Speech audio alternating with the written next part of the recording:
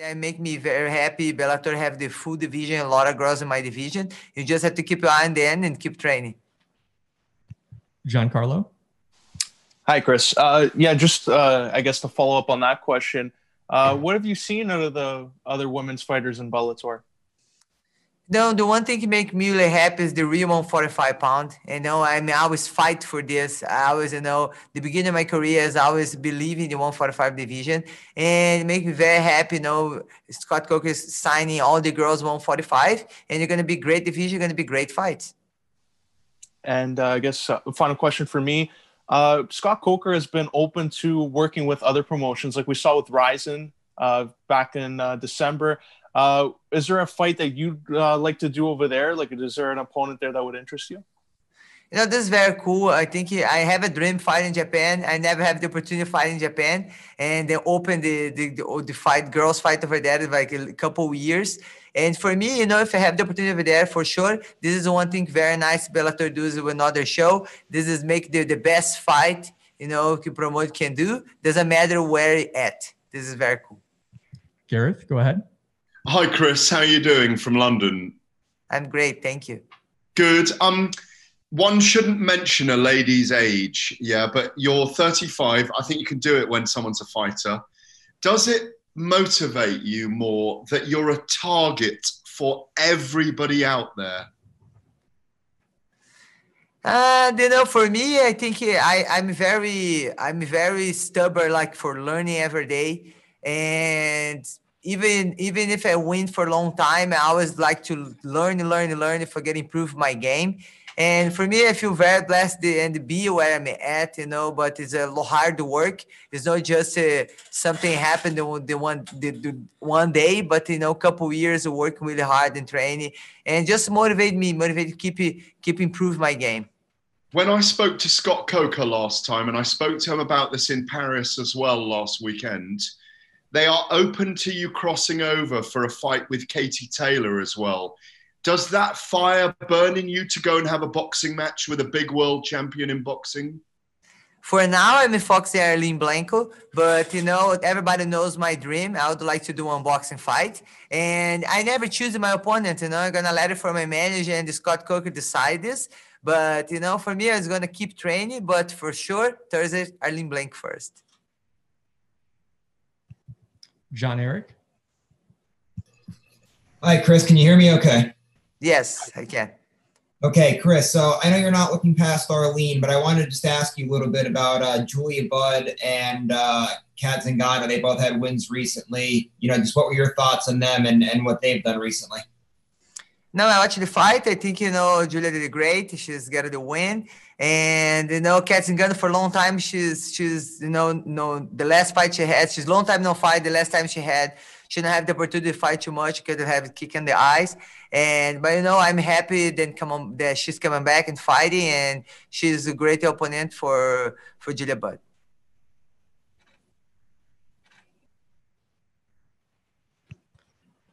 Donna, go ahead. Hi, Cris. Can you hear me okay? Yes, I can. Perfect. I heard you talking about the potential of doing a boxing fight. I know you're very focused on Thursday night's bout, but has there ever been any discussions between your team and Eddie Hearn about potentially fighting Katie Taylor? For now, I think we didn't talk to him, but I think maybe Scott Coker talked to him. But, I always let these things, my manager, Adi, Atari talk to decide what's the next. But really, guys, I really would like you guys asking for me about Arlene Blencowe, about my next fight, because I'm really going to answer about Arlene Blencowe. But for sure, it's my dream doing the boxing fight. If it be Katie Taylor, the next one, it's going to be great. But for Fox, now Arlene Blencowe. I have to do one step each time. Okay, speaking of Arlene Blencowe and the division as a whole, do you believe that you are in the best 145-pound division in the world? I know it's all the girls 145 pounds. I don't see another organization have all the 145 pounds. Maybe have 2 or 3, but here we have in Bellator all the girls. You're a big favorite against Arlene Blencowe. What are you seeing in her game that you need to nullify to be able to get the win and defend your title for the first time? No, I watched a couple fights of her. She's tough, and likes to strike. She's have 2 times world champion boxing, and but it's MMA, mixed martial arts, and this is I like to do the mixed martial arts. It's gonna be a great fight. Sorry for the technical difficulties on Steve Jewin's question. Steve, would you mind asking again? Sure. My first question for Cris was how the pandemic affected her training. I need the answer again. Yeah, because we didn't work at first. For me, the beginners are very hard because I was doing my camps in South Africa too, and then I have the opportunity to go to South Africa. But I knew after Julia Budd, I would like to be focusing in boxing training. And I was really training boxing because I was thinking going to be the next boxing fight. But the pandemic delayed a little bit. But I knew I was going to fight MMA in October. I start training King's MMA. It's like 2 miles from my house. And over there, every week have a lot of fighters have a fight, and we continue train over there. And of course, you everybody get a test to get it clear for be safe and train. But I will keep training. Thank you, Cris. And sorry you have to answer these twice. The other one that I asked was if you think Arlene Blencowe is a really tough opponent coming in off 3 straight wins. I think she's deserved fight for the title. She's coming to good wins. And I believe if Scott Coker puts his fight with me, for sure it's a great match. Santiago. Hi, Cris. Greetings from Amsterdam. You've had such a beautiful career thus far, and when I see you fight, I can clearly see the best Cyborg is yet to come. Like, you are improving every fight. I really love that. The fans really want to see you fight against Kayla Harris. Is that a fight that you want to do in Bellator somewhere down the line? I never choose my opponents. I always like to try be ready for everyone, and especially for now, we have to train and improve your game and be ready for anybody. All whole my career, I never choose my opponent. I always be ready and say yes. Dan? You can hear me all right? Yes. Hello? Yep, we can hear you. Okay, all right. Cris, how would you compare your professional happiness in Bellator compared to some of your more recent stints in other organizations, and how much perhaps does your relationship with Scott help? The first thing, I think people can see how happy I am. I think people can see when follow me how happy being with Bellator. The first thing for me, I really, the first thing in my life is respect, and respect and be healthy relationship with people around you. And work with Scott Coker in Bellator, for me, it is very nice. I worked with him before at the Strike Force. And when I start to work in Bellator, the first time I see everybody says, Cris, welcome home. Because, the most people here work in Bellator, work before in Strike Force.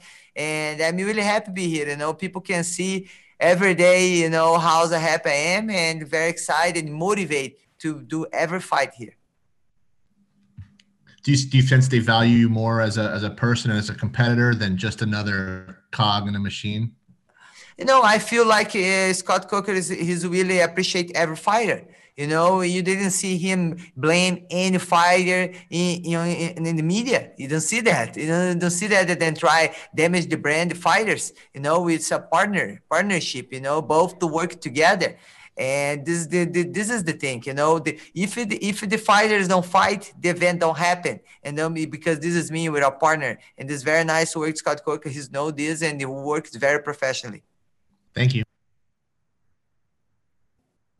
Mark? Thank you. Cris, the last couple of fights that you've had over the past couple of years, you went past the second round. You went to the later rounds as well. There was an expectation early on in your career that you would finish early. Can you tell me a little bit about, the idea of the division maybe catching up to you a little bit more, and that part of your game, the ability to go into the later rounds and to be able to train for that? I don't know if I understand her question.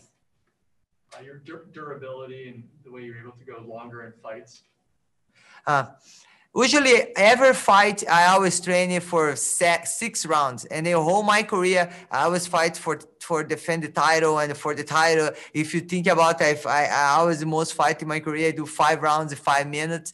I know the fights finish early, but I always prepare for 5 rounds. Usually I do 6 rounds or 7 rounds every time. For be prepared for every round and do better. And the one thing I have it like it's from me, genetic thing. When I start training, I'm getting better each round, better and better. Yeah, and to follow up on that, the other part of the question was, do you feel that a lot of these fighters are starting to get a lot better and challenge you a little bit more inside the cage? I respect all my opponents, and I know Umas MMA, it's a new sport, but now it started a lot of explosion everywhere. But the girls getting better, and you can see a lot of kids, young kids training mixed martial arts, everything, and they just make me happy see everyone training. You can see the girls fight and getting excited and show a lot of improvement. And yes, this is very cool, and it's just gonna get better. Gareth? Yes, just carrying on that question, Cris, it's sad we haven't had a female journalist on the call yet. I hope we do. But you've been around 15 years in the sport. Is the interest now so much greater in women's MMA than you have ever known? I feel very blessed to be here this moment, because I know when I started the beginning of my career, start training, don't have a lot of girls, don't have event, then really would like to put the girls fighting. But I always believe, I was training for maybe one day I can have the opportunity to fight on a big event. And for now, you can see the people love to watch women's MMA, and this moment I can fight. I feel very blessed this opportunity, and I know after me is gonna have more and more, and they're gonna grow and grow, and it just make me really happy to be part of this story. Do you think women get enough respect from largely a male audience and male journalists as well? Yes, I believe you get respect. I think each time you get more respect when you see the nice fights the girls put together. And I believe the beginner we don't have the opportunity, but after we have the opportunity, we start show up and show the girls can fight. Now it's not about no respect. They don't have the opportunity. We have time for a couple more. Nadira? Hi, Cris. Big fan. I think you look beautiful. Thank you. As one of the most accomplished MMA athletes and champions of our time, how do you find yourself navigating continuously putting on these spectacular and dominant performances and also managing risk to make sure you come out as the winner?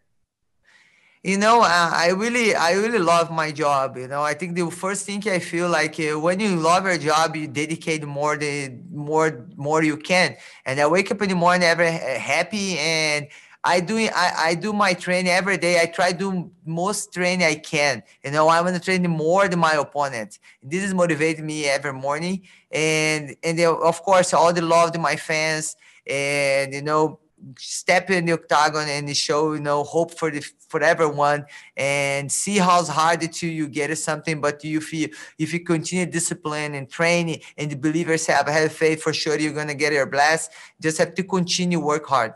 Just also to follow up on one of the previous questions, you're one of the most dominant fighters in the sport. Now with CBS Sports being involved with Bellator and the events showing there, how do you hope women's MMA will be, I guess, broadcasted or covered now that it's on CBS Sports? I feel very honored to have the opportunity to open, the first event at the CBS Network, Sport Network, and I'm happy, for doing I just gonna do what I do always, do my best and make the people happy to watch it and make people excited and be the best Thursday night with Bellator. Our last question comes from Lenny March. How's it going, Cris? How are you? I'm good, thank you. Yeah, so in this interview, a lot of people have talked about you going over to boxing and getting fighting Katie Taylor, but recently you've said that you'd like to get the cross-promotion fight with Amanda Nunes. Is that maybe a possibility in the future of cross-promotion between the Bellator and UFC? The first thing when I talked to Scott Coker, I knew he can cross over, it can can put Bellator fight to another event, and this is very cool. And the one that was over there, I was then don't have the opportunity to give it the rematch. The one to give it the rematch. Maybe in the future, I think the best promoter is to make the best fight that the fans would like to watch. And I talked to Scott Coker and I said, Cris, I'm open for doing that. And let's see the other side would like to do. And just waiting, you know, and to see what's going to be the next for me. I just have to keep work hard and train and wait, see. Yep, I don't want to keep you too long. Good luck this Thursday. Thank you.